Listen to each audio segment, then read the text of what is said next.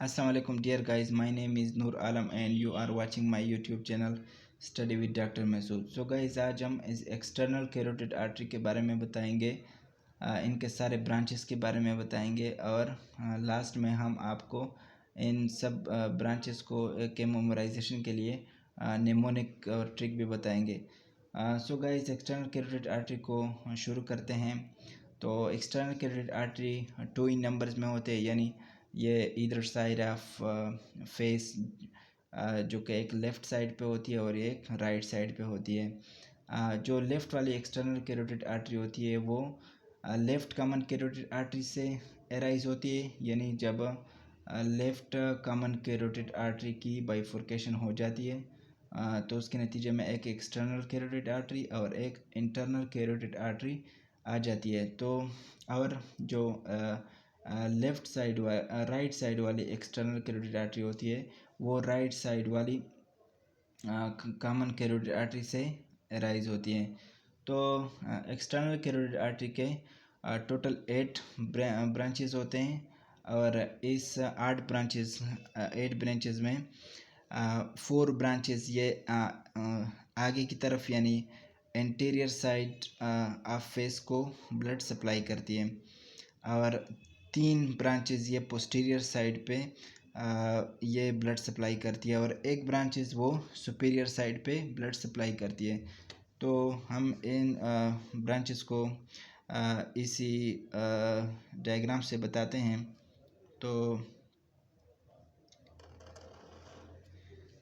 ये external carotid artery हो गई। एक्सटर्नल कैरोटिड आर्टरी की पहली ब्रांच सुपीरियर थायराइड ब्रांच है। सुपीरियर थायराइड ब्रांच, यहाँ पे थायराइड ग्लैंड होती है और ये थायराइड ग्लैंड को ब्लड सप्लाई करती है।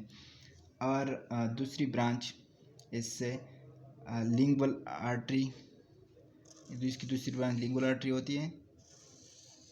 तो ये सब लिंगुअल एरिया जो कि टंग के नीचे मौजूद होती है इनको ब्लड सप्लाई करती है। थर्ड ब्रांच इससे जो अराइज होती है वो है facial artery. Third branch facial artery, यानी फेस के रीजन को ये ब्लड सप्लाई करती है। फेस के इस साइड को ब्लड सप्लाई करती है, ऊपर नहीं, यानी इस रीजन को ब्लड सप्लाई करती है। और इसकी जो फोर्थ ब्रांच है जो एंटीरियर साइड पे है, आगे साइड पे है, वो है मैक्सिलरी आर्टरी। मैक्सिलरी आर्टरी इसलिए कहा जाता है कि इधर जो मैक्सिला होता है तो मैक्सिला के आसपास जो एरिया होता है इसको ब्लड सप्लाई करती है।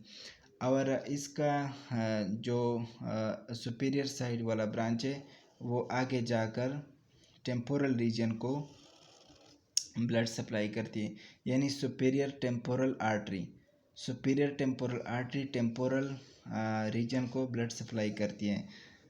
इसके ये 4 ब्रांचेस आगे की साइड हो गई, यानी इंटीरियर साइड पे आप इस तरह इसको याद रख लें। और तीन ब्रांचेस ये पोस्टीरियर साइड पे होती हैं। तो सबसे पहली ब्रांच असेंडिंग फेरिंजियल आर्टरी होती है जो कि फेरिंग्स को ब्लड सप्लाई करती है। दूसरी ब्रांच ऑक्सीपिटल आर्टरी होती है जो ऑक्सीपिटल रीजन यानी ऑक्सीपिटल बोन के रीजन को ये ब्लड सप्लाई करती है, हेड के ऑक्सीपिटल रीजन को। और थर्ड ब्रांच जो है वो पोस्टीरियर ऑरिकुलर आर्टरी, यानी यहाँ पे कान होती है, कान के पीछे साइड यानी पोस्टीरियर ऑरिकुलर आर्टरी, यानी कान के पीछे साइड ये जाती है और ये कान के पिछले हिस्से को ये ब्लड सप्लाई करती है। तो ये इसकी टोटल 8 ब्रांचेज हो गई, 4 आगे की साइड, एक सुपीरियर की साइड और 3 पीछे की साइड। तो अभी हम निमोनिक्स के बारे में बताएंगे कि इसको कैसे याद किया जा सकता है। तो वो निमोनिक मैं इस पेज से आप लोगों को समझाऊंगा। वो कुछ इस तरह है कि आपने इस सेंटेंस को पहले दिमाग में रखना होगा, फिर आप इसको इस पर अप्लाई कर सकते हैं। इधर आप देख सकते हैं कि सम एंग्री लेडीज फिगर्ड